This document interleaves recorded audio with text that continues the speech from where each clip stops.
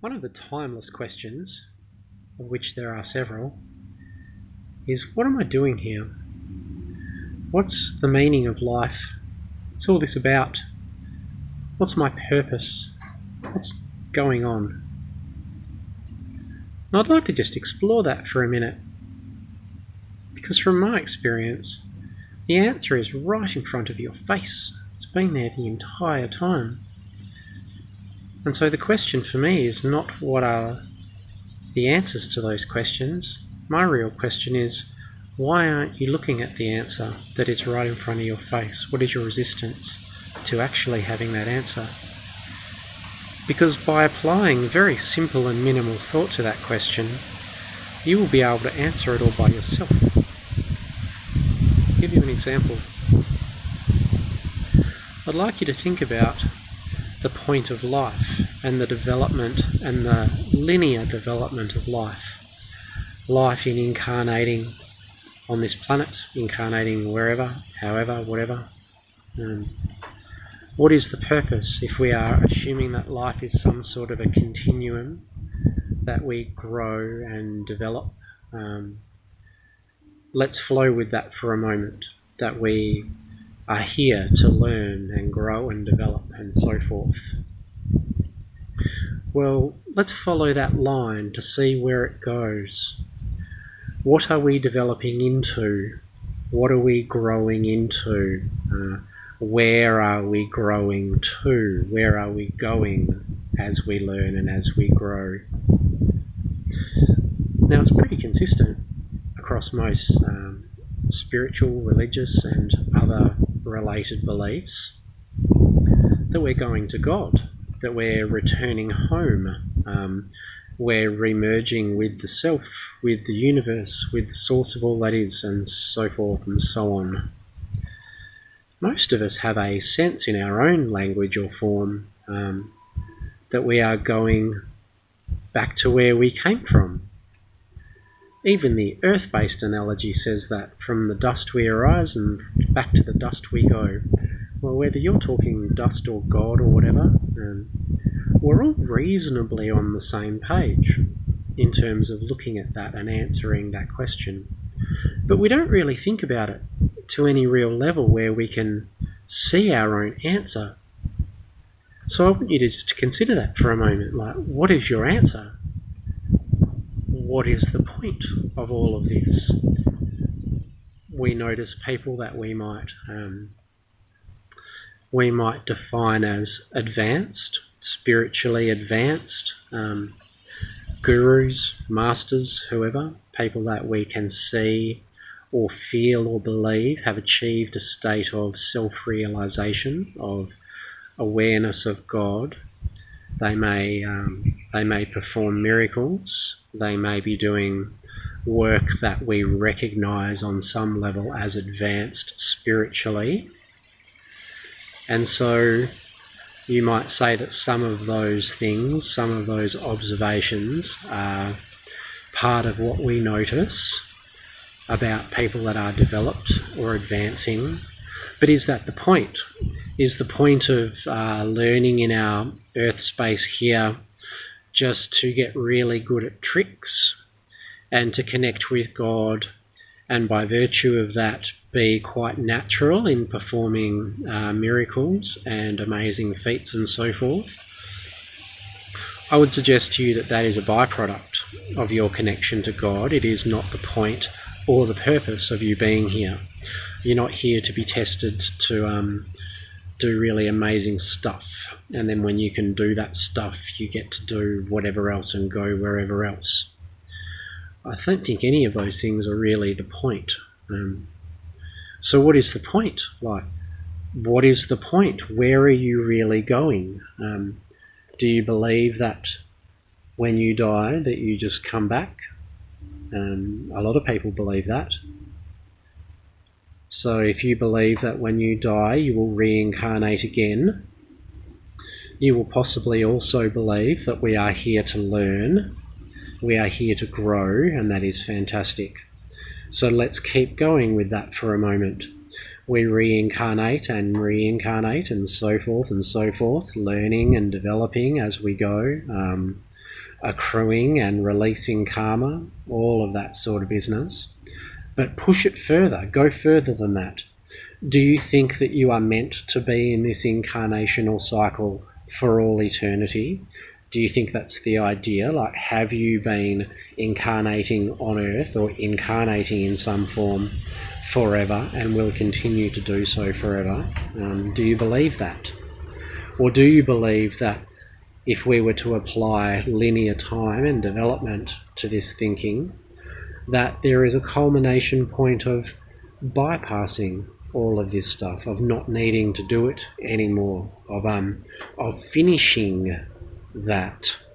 Is there an end point where you finally go home, return to God, return to Source, whatever, where you no longer do the incarnational dance?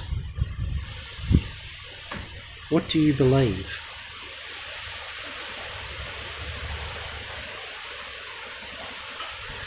The purpose of life, the meaning behind life, is to really find the answer to that question.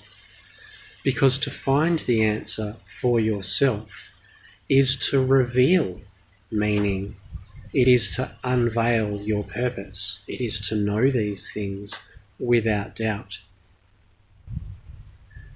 If you believe that in the longest period of time, over the longest cycle, that it is our function to return to Source, that it is our natural state to go home, to go back to God, whatever that is, then that is your purpose. That is your function. That is why you are here. That is what you are here to do. You are here to achieve that. You are here to go home. Now, we place many conditions upon our thinking as to why we can't do that right now, why I'm not ready, why I'm fearful, and so forth. But there's really no reason why you cannot move your life around that trajectory wholly and completely right now. We talk about God as if God is some separate entity, a separate being kind of over there, and it is something that we will reach, commune with, but it is something quite separate to us. And we rarely place God in our life full time. We rarely claim God as our life and give our life over 100% to Source, to God, to the purpose of fulfilling that end, to meeting that point. But if you are really over the idea of being aimless and meandering in this space, and you are ready to really get to the bottom of, what am I doing here? What is my purpose? What is my function? What is this all about? What is this about? What am I here to do? Then the answer to your question is in this very large question. It is the context for everything that you do. You may not even believe this, but it is the context for your presence here, full stop. Your answer to that question could potentially supersede your need for presence here. Consider this around the idea of purpose and around the idea of, why am I here? What is the meaning of life? Perhaps the purpose, perhaps the meaning for you has been right in front of your face the entire time, but you are yet to align your entire being and life to that purpose, to set that purpose as your sole trajectory. Over enough time, this space will become boring. This space will lose its entertainment value, its engagement value, and sooner or later, in this life or the next, you will start turning back to God and back to Source, when all else has run its course.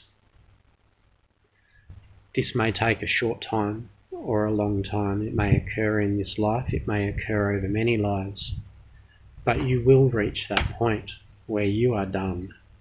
You are done with this experience, knowing that it is not fulfilling you via the space of God and via the space of Source. Sooner or later, you will settle for nothing less than that and endeavour to make your whole life about that only. Where are you at with that right now? How much time each day do you truly give to God? Do you truly give to your highest function in returning or connecting your awareness to Source? How much practical time do you give that? What have you achieved or done in your life to aid you in orienting your trajectory or your connection to God? Sooner or later, it will become an overwhelming priority to you over everything else that you think is important in this space, and that can take as long as it takes. But I want you to consider, if you are in the space of questioning purpose, meaning and function, that this is the frame by which you may find your answer. And then the only step is to adjust your trajectory accordingly and to begin building yourself around that trajectory to the exclusion of all other distractions. Consider the question, how much presence do you allow God in your day-to-day life? How many minutes do you clock over in contemplation of your reconnection to Source and of your connection to God? Think about that. Blessings.